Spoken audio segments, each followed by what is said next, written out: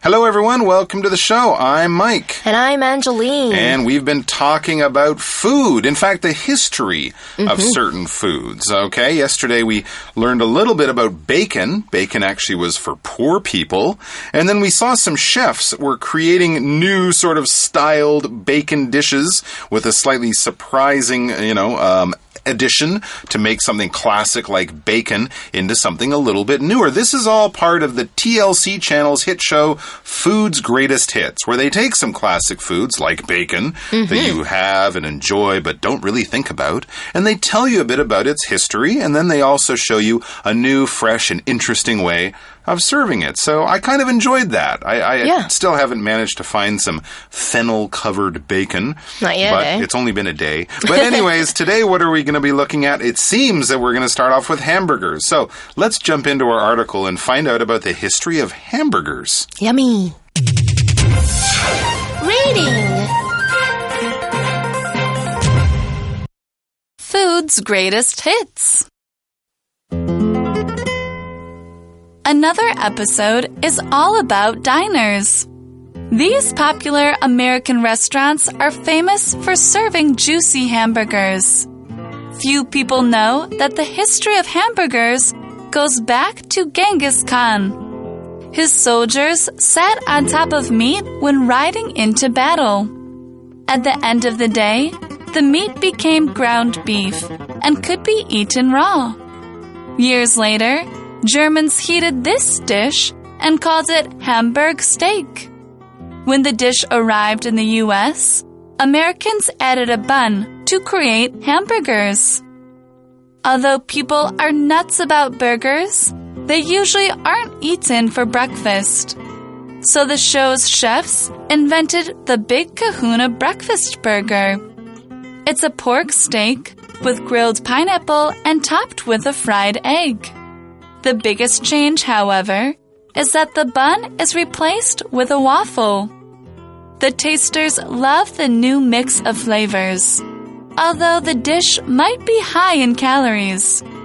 For a look at some other new versions of classic dishes, be sure to tune in to Food's Greatest Hits on TLC.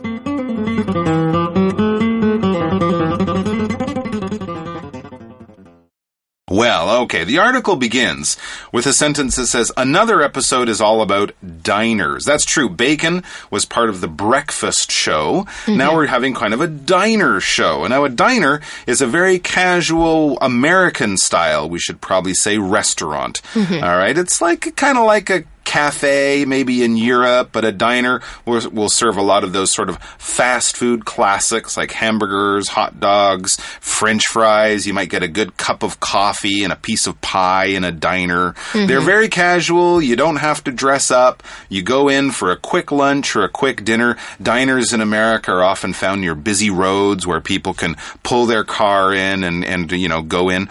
And in fact, McDonald's, the famous fast food restaurant, started off as a chain of diners in California. So, the diner is a slightly older version of kind of a fast food restaurant, but maybe the menu is a little more interesting. So, diner food, classic American fast food style stuff. Our article says these popular American restaurants are famous for serving juicy hamburgers. Probably the most popular thing at most diners. Yep. So we use the word juicy to say something has a lot of juice, like a juicy watermelon.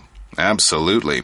And it says few people know that the history of hamburgers goes back to Genghis Khan. Really? I did not know that. So I would definitely be in that category of the people who don't know the history of hamburgers. And that's the big category because it says few people know. Or we could also say a few people know. Few is a small number. It's a small amount.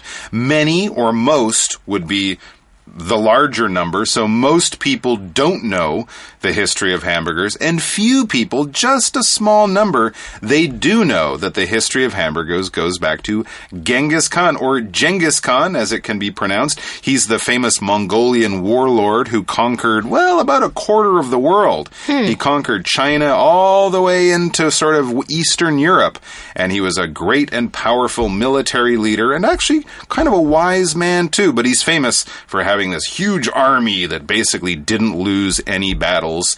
And I guess when they were in the middle of battles or between battles, he was a chef. He was inventing food. I had no idea. Okay, well, we find out from our article how exactly hamburgers are related to Genghis Khan. Okay, I don't think they had diners back then. Okay, so we learned that his soldiers sat on top of meat when riding into battle. You mean they sat on top of horses when riding into battle? Yeah, I don't get what they mean by... Well, they were on horses. They were famous for shooting arrows and stuff from horses. They basically lived on their horses. But you mean they were underneath their bums, between their bum and the horse, was meat? Apparently so. That's not the freshest meat I can think of. No, but I think it might be really juicy.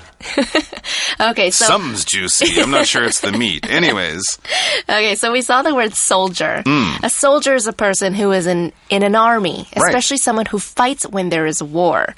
For example, hundreds of thousands of soldiers have sacrificed their lives fighting for freedom. All right, absolutely. So here's these soldiers, these warriors. They're riding around on their stake and they're fighting battles. And then the article tells us at the end of the day, the meat became ground beef and could be eaten raw. Okay, I'm starting to get it. I'm starting to understand the idea here. So after riding for many hours during the day, they would get off their horses to have their dinner. And that meat, maybe like a steak, after sitting under them, being warmed by their body and the horse, after being pounded under their weight and the movement of the horse, this meat would become ground beef. It would become sort of like chopped up beef or possibly just really soft beef. Like if you took a steak and pounded it with a hammer for 20 minutes, it would become very, very soft, and you could eat it raw. You can eat it without cooking it. That's what raw means, basically, right? Raw, R-A-W, is used to talk about food that is not cooked. Okay, some foods can be eaten raw, like fish, which the Japanese called sashimi, right?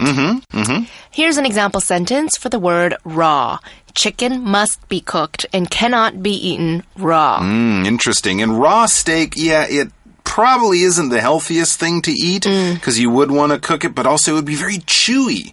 You'd need teeth like a dog or a lion to eat it. But if it was ground beef or it had been pounded for a long time, it would be much softer, much easier to eat. Very interesting stuff. And then years later, we're talking hundreds or even around 1,000 years later, Germans in Germany, they heated this dish and called it Hamburg steak. All right, so they took the idea of ground beef and said, hey, let's just cook it like this, not as a steak. And I guess it was the city of Hamburg, which is a city in sort of northwest Germany.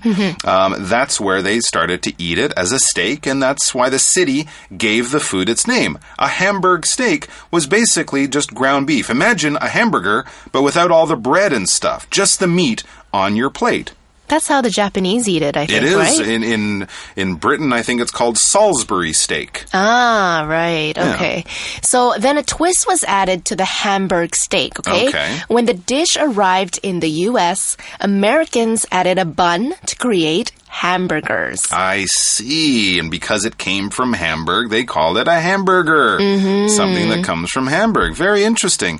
The article continues, although people are nuts about hamburgers, they usually aren't eaten for breakfast. That's very, very true.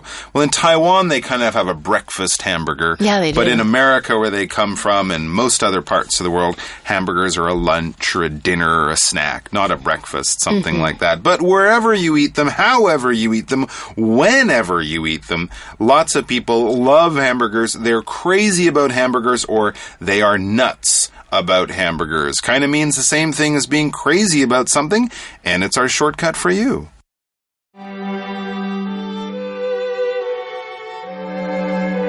Shortcut for you.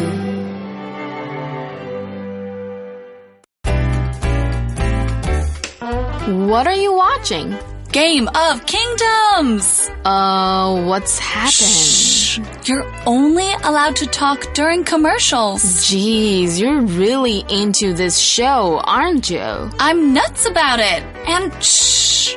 Well, if you won't talk to me, pass me the nuts at least. What? I'm not talking about a snack. To be nuts about something or somebody means to really like that thing or person. I see. So to be nuts about something or somebody means 着迷于迷恋. Yes, that's right. Now, shh.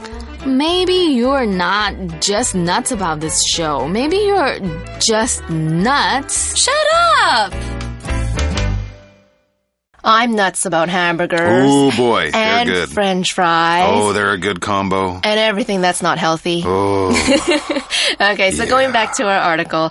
Our article says, so the show's chefs invented the Big Kahuna Breakfast Burger. Wow, that's their twist on the classic hamburger. The Big Kahuna Breakfast Burger. Well, with the name Kahuna, that reminds me of Hawaii. I think kahuna in Hawaiian is sort of like a medicine man or a witch doctor, some kind of, very respected person. Mm-hmm. We saw our third vocabulary word in the sentence, invent. I-N-V-E-N-T, invent. To invent means to make, design, or think of a new type of thing, okay? So what we're saying is that this breakfast burger never existed before, and now because of the show's chefs, they've made a new burger. Interesting. Okay, so an example sentence for the word invent, a man named Jeff Wolf invented a folding bike helmet. Isn't that cool? Very interesting. Does it actually work, though? Yeah, I saw it online. Okay, that's a good thing to invent. Very easy to carry around, and it'll still protect your head if you have an accident. Cool. Good idea. That's very cool. And let's see. Now remember, these are burgers with a twist. So there's something creative and maybe a little unusual, strange, or surprising about them. So let's see what the difference is with this sort of Hawaiian burger, the Big Kahuna Breakfast Burger. It says it's a pork steak, that's different, with grilled pineapple, Different. and topped with a fried egg. Okay. That's the breakfast part of it, I guess. That's the breakfast part of it, absolutely. So the twist is it's pork instead of beef. Pork, of course, is pig. It's with grilled pineapple. You don't usually put sweet fruit like pineapple on top of a burger. Maybe a tomato, but not a pineapple. And, of course, a fried egg. That's kind of unusual, and it definitely gives you more of a breakfast feel. Pork steak, yeah, we can understand what that is. Grilled pineapple. If you grill something, it's kind of like barbecuing it. You cook it over a fire, you place it on a grill, that sort of metal frame that the food sits on, a few centimeters above the fire, and then you cook it that way. And remember our vocabulary word topping, which we used to talk about ingredients we put on top of foods to make it look nicer or taste better. Yes. Well, the phrase topped with means to cover or form the top of something. So did you know a Canadian pizza is topped? A Canadian pizza. Do you know that Canadians have their own pizza? No. It's topped with mushrooms, pepperoni, and bacon. Mushrooms, pepperoni, and bacon. My favorite. I'm Canadian, and I'm not really too proud because that doesn't sound very interesting. I love it. It sounds good, but it's so like good. A Canadian was the first person to put pepperoni, bacon, and mushrooms on a pizza. I find that hard to believe. But actually, you know what is a Canadian pizza? The Hawaiian pizza. Is it really? Ham and pineapple on a pizza was first invented in Canada. It has nothing to do with Hawaii. It has nothing to do with Hawaii. I'm not even sure a Hawaiian man in Canada did it. Some guy was just like, hey, I'm going to put pineapple and ham on it and call it the Hawaiian pizza. And so there it is. So in some ways, the Hawaiian is the Canadian. Anyways, this is very complicated. So does that mean that anything with pineapple on it is Hawaiian? Because it sounds like this burger is Hawaiian because of that grilled pineapple. It's often, anything Hawaiian often has pineapple and pork. Hams, bacon, something like that. Because, in fact, they in Hawaiian culture, they did, raise pigs. They didn't have beef and other things like that. So, but yeah, it's just a way of selling something interesting by giving it a cool name. Anyways, we had that phrase there, topped with a fried egg. The Big Kahuna burger is topped topped with a fried egg. To top something is to put it on the top. Like you might top an ice cream dessert with a nice cherry, put that right on the very top. And a fried egg, to fry something, it's a cooking method. It's cooking something in very hot oil. So you fry your French fries. That's why they're called French fries, because they're fried. We can use this, of course, as an adjective, a fried egg, like in our story. Or we can also fry things. You might fry your fish. You might fry your hamburgers.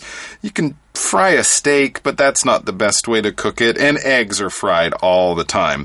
For example, fish and chips is just fried fish with French fries. Yummy. I'm getting hungry. Okay, there's also something else that's very special about the Big Kahuna breakfast burger. Oh, there's something else, too. Okay. Our article says the biggest change, so that twist that we're talking about, however, is that the bun is replaced with a waffle. A waffle instead of a normal bread bun. That? A waffle. Wow. Okay. So let's take a look at the word replace. R-E-P-L-A-C-E.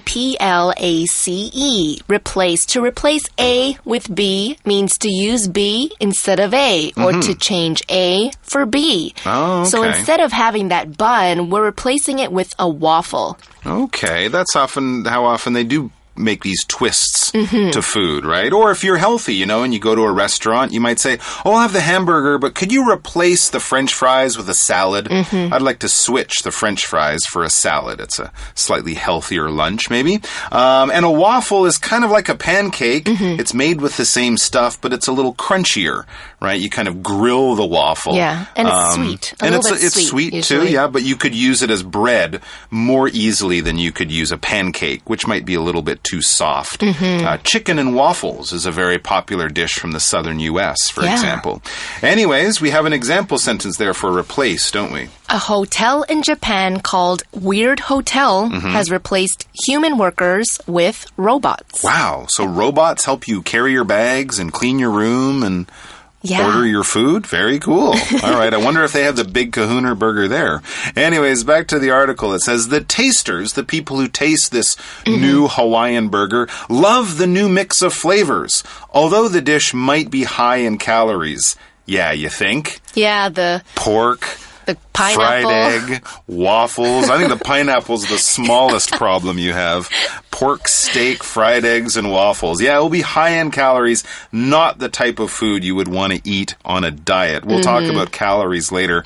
But people did like the flavor. The flavor is just the taste of something. Okay? If you go, that's good, you like the flavor. All right? So we can talk about it in a general way. We can also talk about flavor being the different types of taste. For example, hey, I want some ice cream. What flavor do you want? Strawberry, chocolate, vanilla, mint. These are all different flavors. Different tastes of one type of food. But when we're talking about flavor, we're talking about the information that your mouth and your tongue picks up and gives to your brain when you taste the food. There's good flavor, there's bad flavor, there's no flavor, like water. Water has no flavor.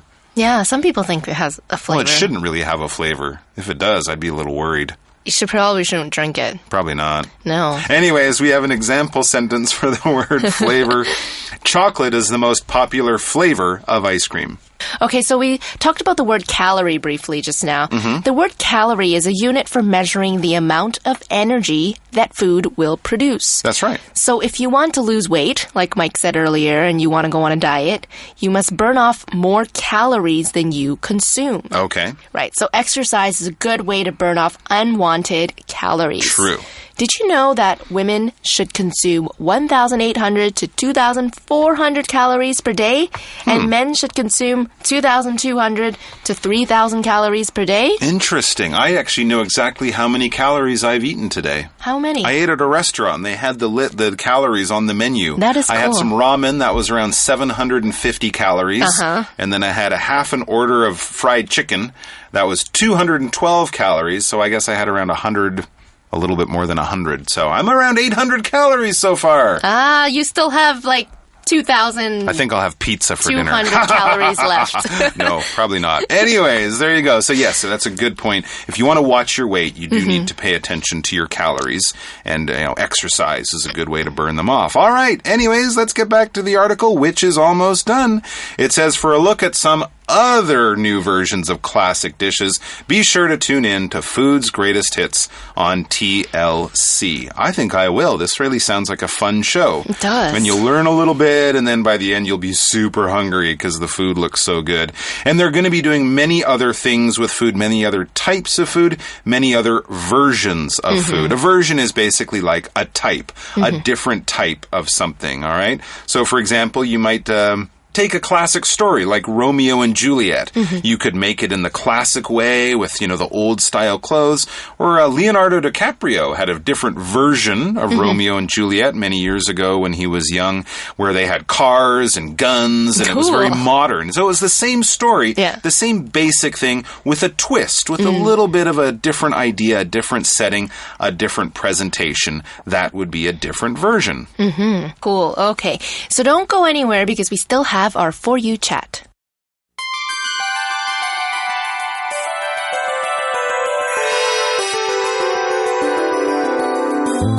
For You chat. Okay, so our For You chat question today is, what do you like to add to your hamburger? My mouth. I add my mouth to the hamburger and then I eat it. Oh, you mean like toppings and things like that? The toppings. Oh, okay. Well, my sort of standard order, if I go to a new restaurant, would be a cheeseburger. I always think if a restaurant can't make a cheeseburger, I don't want to try their bacon, peanut, butter, waffle burger. So I don't like to add too much, but I have had that peanut butter burger. Yeah. Have you had that before? I had like a bite. I didn't really like it, but it is very popular. I kind of agree with you. I had half, and I enjoyed it, but then I thought, would I eat a whole one? Yeah. I'm not sure, but it was interesting that the way the sweet and very rich peanut butter and then sort of the salty bacon and then the vinegar and the pickle, they all mixed together. So it's something that I originally would have been like, what? Are you crazy? Yeah. Peanut butter on a burger? But I tried it. It was okay, but I wouldn't add that to my burger every time. Yeah. How about you guys? Do you like pickles? I do like pickles. Pickles are like those cucumbers that have been It's a cucumber that's been put in salt water for a long time, basically brine or vinegar or something like that. Yeah, they're good. A little bit of acid there, a little bit of vinegar taste. Anyway, so it's making me really hungry. Me too. How about you guys? Are you hungry? Before you go, though, have a chat about your burger. What would be your ultimate perfect super burger? What would you put on it? Talk about that, and we'll be talking to you very soon with another article. So come back and we'll talk about more later on. Bye-bye. Bye. Food's Greatest Hits. Another episode is all about diners. These popular American restaurants are famous for serving juicy hamburgers. Few people know that the history of hamburgers goes back to Genghis Khan. His soldiers sat on top of meat when riding into battle. At the end of the day, the meat became ground beef and could be eaten raw. Years later, Germans heated this dish and called it Hamburg steak. When the dish arrived in the U.S., Americans added a bun to create hamburgers. Although people are nuts about burgers, they usually aren't eaten for breakfast. So the show's chefs invented the Big Kahuna Breakfast Burger. It's a pork steak with grilled pineapple and topped with a fried egg. The biggest change, however, is that the bun is replaced with a waffle. The tasters love the new mix of flavors, although the dish might be high in calories. For a look at some other new versions of classic dishes, be sure to tune in to Food's Greatest Hits on TLC.